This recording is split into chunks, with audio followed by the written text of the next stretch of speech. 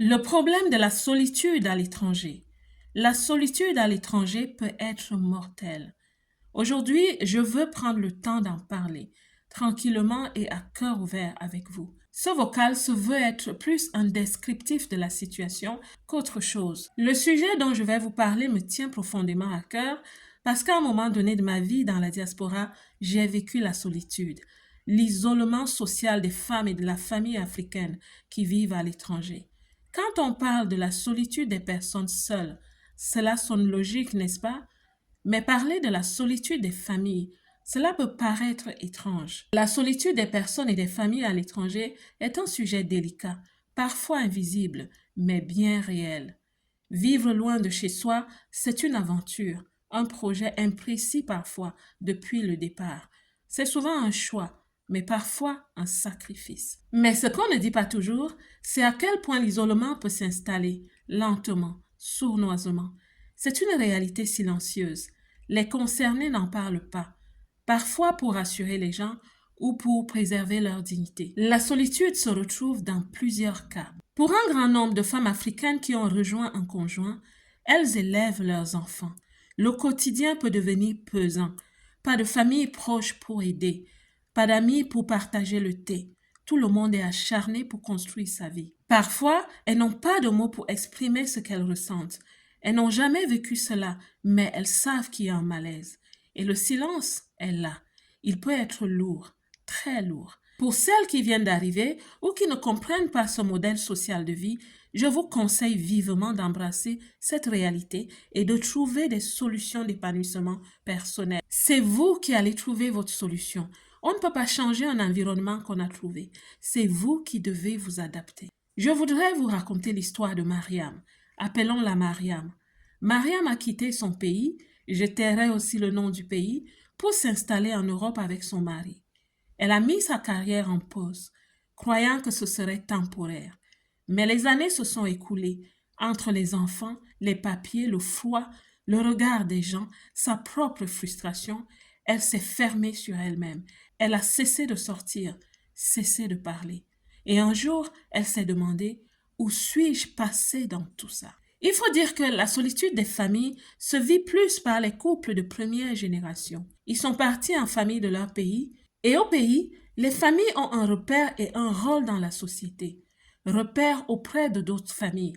Les familles ont des familles amies et chaque famille a un rôle dans le quartier, le village, la grande famille, le voisinage et se retrouve dans cet environnement. Mais quand on débarque dans la diaspora, on n'a plus ça. C'est pour ça que les familles peuvent aussi se sentir isolées ou alors dans la solitude.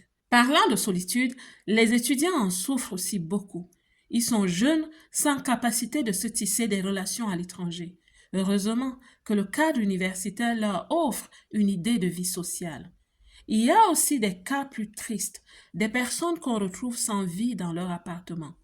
Je ne souhaite pas que ce vocal ait une connotation de chagrin, alors je vais passer dessus. Briser l'isolement, ce n'est pas facile, mais c'est possible, doucement, un pas après l'autre. Il faut simplement le vouloir. Voici quelques pistes que je vais partager avec bienveillance et sans jugement par rapport aux situations des unes et des autres. Premièrement, ne pas se croire invincible par rapport aux effets de la solitude. C'est important de trouver un espace pour parler. Un groupe Facebook local, par exemple, une association communautaire, ça peut sembler petit, mais ça peut changer une vie. Osez provoquer des liens avec le voisinage, même timidement.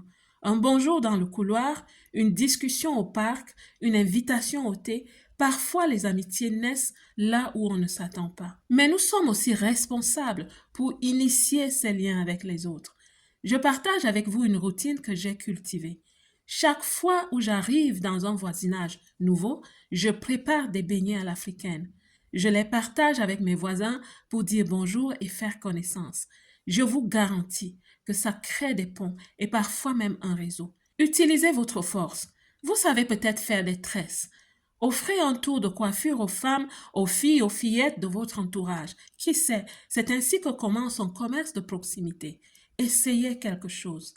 L'autre conseil est de prendre soin de soi, de sa maison, le self-care.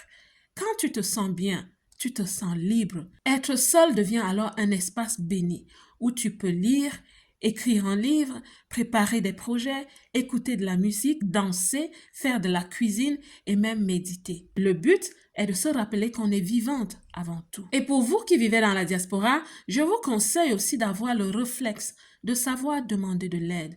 Et non, ce n'est pas une faiblesse, c'est du courage. Un besoin d'aide pour des tâches de maison ou si tu te sens accablé par la solitude. Il y a des organismes dans chaque pays pour cela. Et pour les familles, je parle ainsi aux hommes. Si vous êtes un mari, un frère, un oncle, si vous écoutez ce vocal, sachez-le, l'isolement ne se voit pas toujours, mais il se vit profondément. Une femme qui commence à réagir comme inhabituellement, soutenez-la, écoutez-la, valorisez les femmes autour de vous. Généralement, les couples sont plus soudés à l'étranger. Le cas contraire existe aussi. Ça, c'est l'objet d'une autre vidéo. Mais à toi qui m'écoutes, si tu te sens seul aujourd'hui, sache que tu n'es pas seul.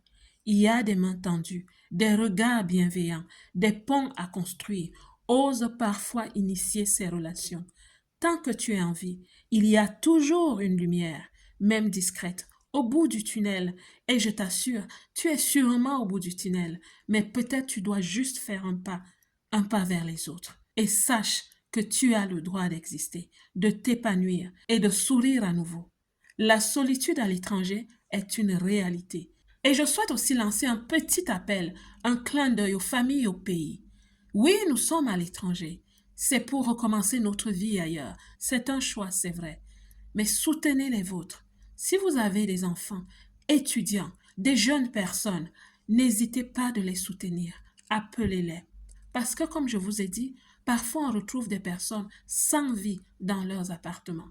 Et ça, on ne le souhaite à personne. Et j'en suis sûre, vous ne le souhaitez pas aux membres de votre famille qui sont loin de chez vous. Alors, la Belle Diaspora et les amis de la Belle Diaspora, vous qui êtes connectés ici, j'espère que ce message va trouver un écho et que vous allez le relayer. Que Dieu vous bénisse. Comme d'habitude, je vous aime.